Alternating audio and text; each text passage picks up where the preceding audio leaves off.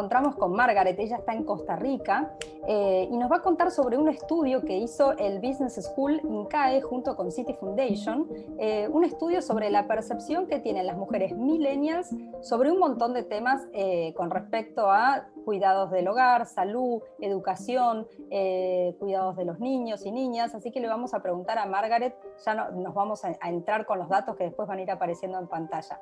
¿Cómo surgió la idea, Margaret, de hacer esta encuesta en 4 países de Latinoamérica? Hola, buenas. Muchas gracias por la invitación.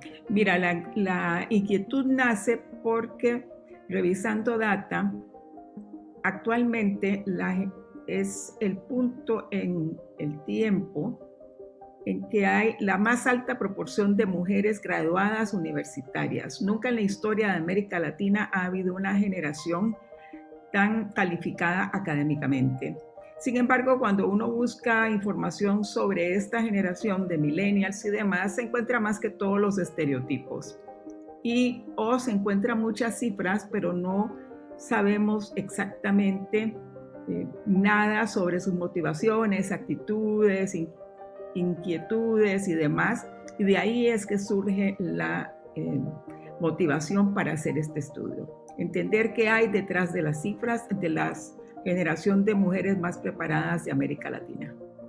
Perfecto. Y incluye mujeres, se entrevistaron a un montón de mujeres millennials que comprenden, o sea, yo hice la cuenta y son mujeres mayores de 25 años en este momento, y que la mayoría son profesionales, como vos bien decís. ¿Y en qué países se realizó el estudio?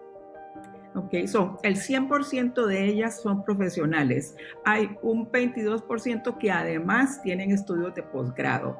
El estudio se realizó yendo de norte a sur en Colombia, Perú, Brasil y Argentina. Se escogió que fuera en las zonas urbanas, entonces se hizo Bogotá, Lima, Río, San Paulo y Buenos Aires, básicamente porque el acceso a la educación y el acceso al empleo varía mucho cuando se trata de las capitales y las zonas como de estas ciudades que mencioné, afuera de ellas. Claro, y también el tipo de empleo, ¿no? Como vos bien decís, Sí. entrevistaron a mujeres profesionales y los empleos generalmente más calificados suelen estar en los centros urbanos, eso es cierto.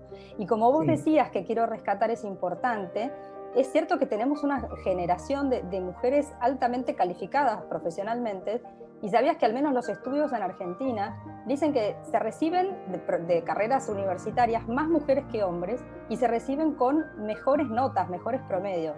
Y ahí está siempre lo que decimos, el techo de cristal. Si las mujeres se reciben más o hay más mujeres profesionales que hombres y con mejores notas, ¿por qué en los cargos directivos siempre hay hombres, ¿no? Esto es una de las cosas que siempre pasa. Así que es súper interesante el estudio que hicieron. Hay un detalle que quisiera acotar ahí y que me une a uno de los descubrimientos que tenemos acá. Hay un porcentaje desproporcionado de mujeres en el mundo corporativo en áreas que no tienen que ver con la parte dura, con la parte financiera. Hay una cantidad desproporcionada, por ejemplo, en recursos humanos y en otras áreas.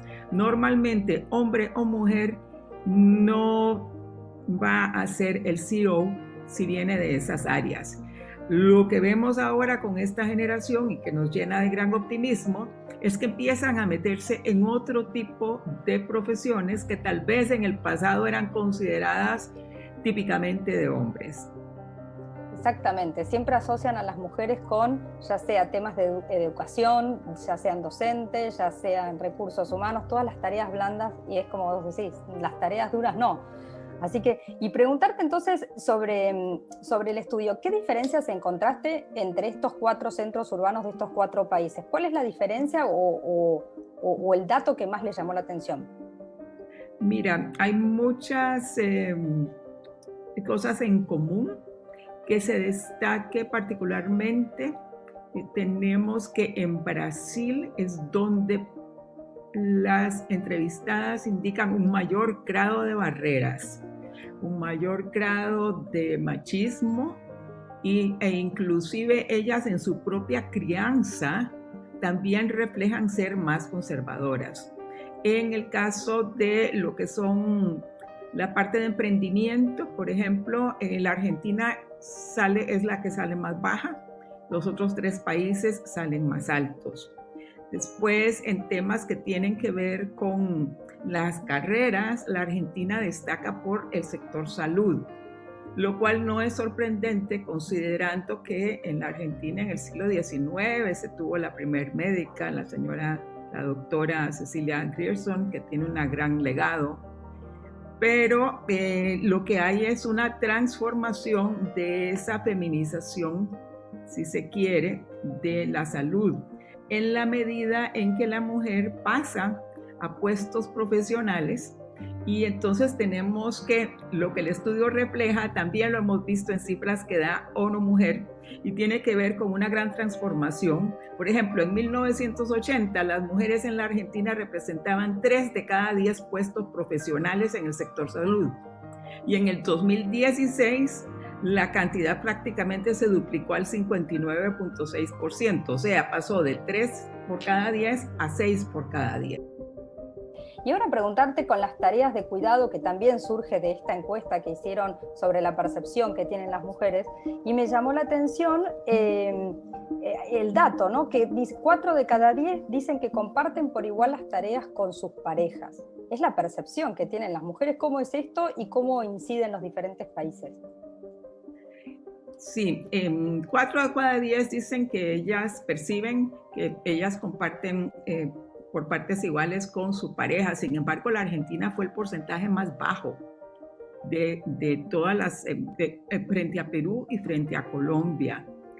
Y cuando decimos 40%, también decimos que más de la mitad, o sea, 60%, cargan con la mayor parte de las tareas, tanto en el cuidado como en los quehaceres del hogar. Exactamente. Eso que hemos visto y se ha evidenciado muy fuertemente en el COVID. En la medida en que la mujer y su pareja comparten por partes iguales y tienen una corresponsabilidad de esas tareas, a ella se le nivela lo que es su carga profesional con su carga en el hogar. Tal cual, lo que siempre llamamos la doble o triple jornada laboral, ¿no? Trabajamos afuera, sí, nos tenemos que esforzar el doble afuera y después cuando volvemos a casa tenemos que seguir trabajando. La verdad que es así, digo. Sí. Pero bueno, lo bueno es visibilizarlo con estos estudios, ¿no? Sí, y además hay una cosa muy interesante que a nosotros nos llena de optimismo. 9 de cada 10 de ellas, casi el 85%, dice que entre los valores que inculcan a los niños y las niñas está la igualdad de género. Y más aún cuando les preguntamos sobre si en su casa los roles de los niños están recargados sobre las niñas, en el caso de todos los países, excepción hecha de Brasil, dicen que la colaboración con las tareas domésticas está asignada por igual a niños y niñas. En el caso de Brasil tenían un porcentaje importante que decían que no, que ellas eran una familia tradicional y que solo las niñas ayudaban en la casa. Y del estudio surge por qué pasa esto, por qué en el caso de Brasil, que ya lo mencionaste 2 veces, ¿no? Como que la percepción es un poco distinta en ese sentido. ¿Por qué será? ¿Por un tema cultural, de educación, religioso tal vez? Hay muy interesante lo que estás preguntando. Por ejemplo, en Brasil fue donde fue más importante la parte religiosa como normativa de vida. Entonces, cuando uno se va al hogar, también en el hogar sienten más peso y también en el hogar se ven estas creencias y definitivamente todo viene de la cultura. Y preguntarte por último, Margaret, entonces, bueno, este estudio está, nosotros vamos a ir poniendo acá en pantalla toda la información. ¿Y cuál es el paso siguiente o alguna propuesta que estén haciendo desde INCAE City Foundation para visibilizar esto? ¿Cómo continúa el estudio?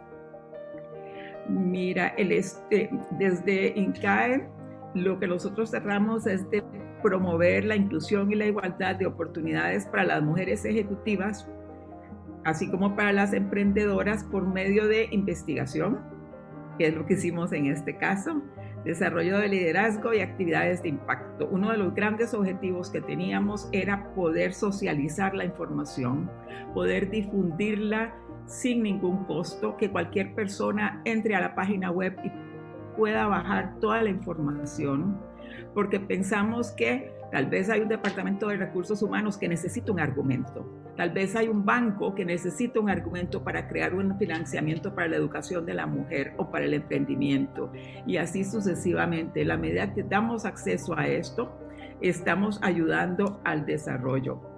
Desde el Citi Foundation, ellos tienen un esfuerzo global en pos de la eliminación de cualquier brecha existente entre las posibilidades de carrera de hombres y mujeres en su propia organización.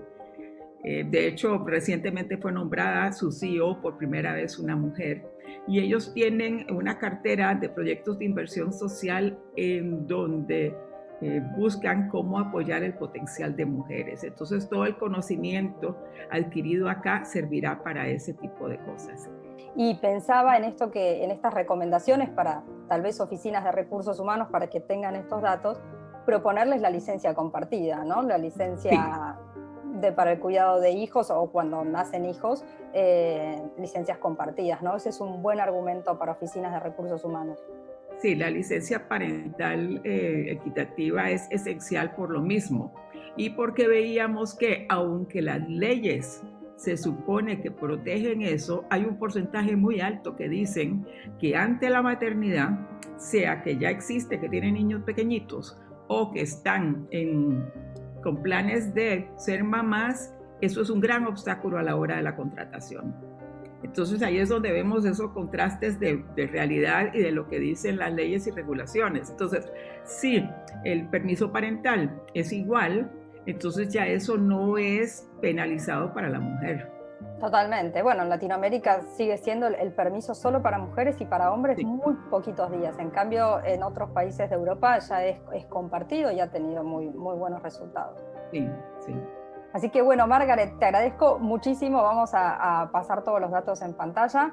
Vamos a seguir charlando sobre este tema en futuras entrevistas. Claro que sí, muchísimas gracias.